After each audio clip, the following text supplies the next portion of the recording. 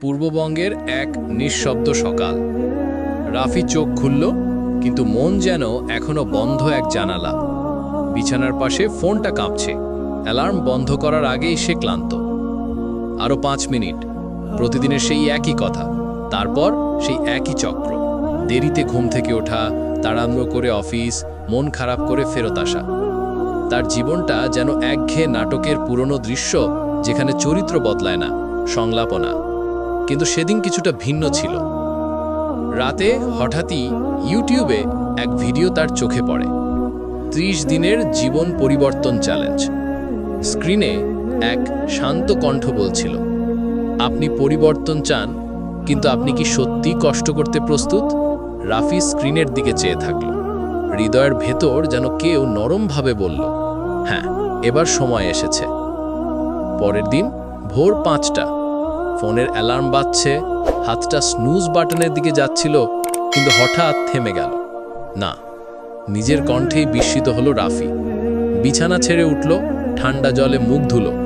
জানালা খুলতেই ঠান্ডা বাতাসের পরশে এক অন্য অনুভূতি, যেন পৃথিবীটা আজই নতুন। সে ছাদের ওপর গিয়ে দাঁড়ালো। সূর্য ওঠার আগের আকাশটা লালচে নীল। মনে হলো এই নীরবতাই প্রকৃত শান্তি। প্রথম কয়েকদিন ভালোই চলল। ভোরে ওঠা, ঠান্ডা স্নান, হাঁটা, 10 মিনিট মেডিটেশন, সব ঠিকঠাক। কিন্তু 7ম দিনে এলো সেই ভয়ঙ্কর সকাল। অ্যালার্ম বন্ধ, মন ভারী, শরীর ক্লান্ত। রাফির মনে হলো আজ না হয় একটু বিশ্রাম নিই। কিন্তু ঠিক তখনই মনে পড়ল ভিডিওর একটা কথা, যখন মন বলবে থেমে যাও, ঠিক তখনই শুরু করো, কারণ সেখানেই তোমার জয়ের সীমারেখা। রাফি উঠে পড়ল, দাঁতের দাঁত চেপে ঠান্ডা জলের নিচে দাঁড়ালো। জলের ঝাপটা শরীরে নয়, মনে লাগলো। সেই মুহূর্তে সে বুঝল, শৃঙ্খলা মানে নিজেকে জোর করে ওঠানো নয়, বরং নিজের স্বপ্নকে বেছে নেওয়া। রাফি এখন প্রতিদিন সকালে ডায়েরিতে 3টি লক্ষ্য লেখে। আজকের 3টি যুদ্ধ সে নাম দিয়েছে: অফিসের প্রেজেন্টেশন সময়মতো শেষ করা, ফোনের সময় কমানো, সন্ধ্যায় 30 মিনিট বই পড়া। দিনের শেষে সেই 3টি টিক চিহ্ন যখন দেখে, তার মধ্যে এক অদ্ভুত আনন্দ জন্মায়। একটা ছোট কাজও তাকে মনে করিয়ে দেয়, আমি পারি।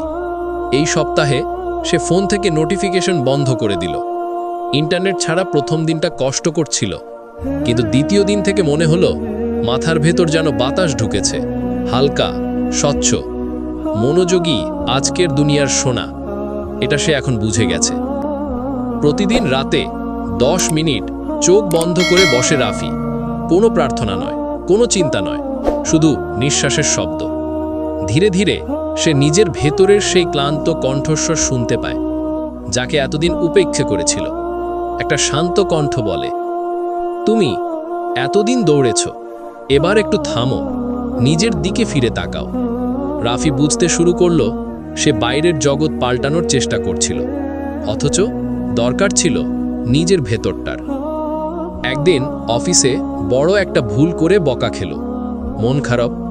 আগের মতো হলে রাতে হয়তো সিরিজ দেখে ঘুমিয়ে যেত, কিন্তু সেদিন সে লিখল, আজ ব্যর্থ হলাম, কিন্তু ব্যর্থতা মানেই শিক্ষা।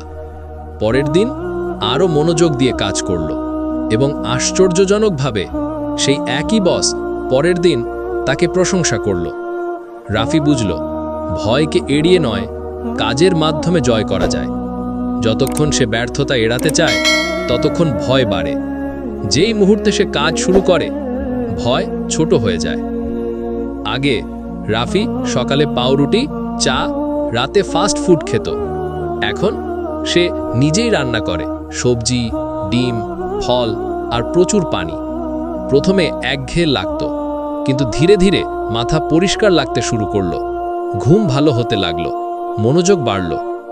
একদিন সকালে হাঁটতে গিয়ে সূর্যোদয়ের সময় সে হঠাৎ অনুভব করল, আমি এখন জীবিত। এমন অনুভূতি তার বহু বছর হয়নি। এখন সে প্রতিদিন সকালে আয়নার সামনে দাঁড়িয়ে একটাই কথা বলে, তুমি সেই মানুষ যাকে একসময় স্বপ্নে দেখেছিলে। রাফির বন্ধুদের চোখেও বদল এসেছে। তারা বলে, তুই কেমন আলাদা লাগছিস এখন, মুখে আলো আছে। সে শুধু হেসে বলে, ভোরের আলো আমার ভেতরেও উঠে গেছে।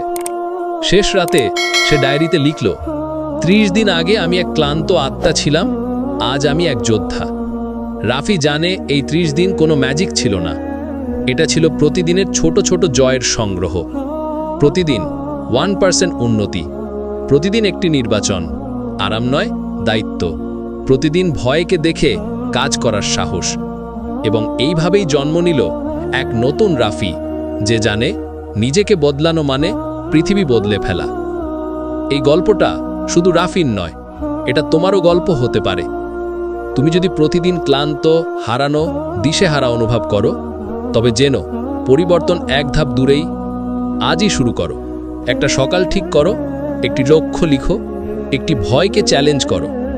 30 দিন পরে আয়নার তাকিয়ে তুমি দেখবে, এই আমি কি সত্যি সেই মানুষ যে একসময় হাল ছেড়ে দিয়েছিল?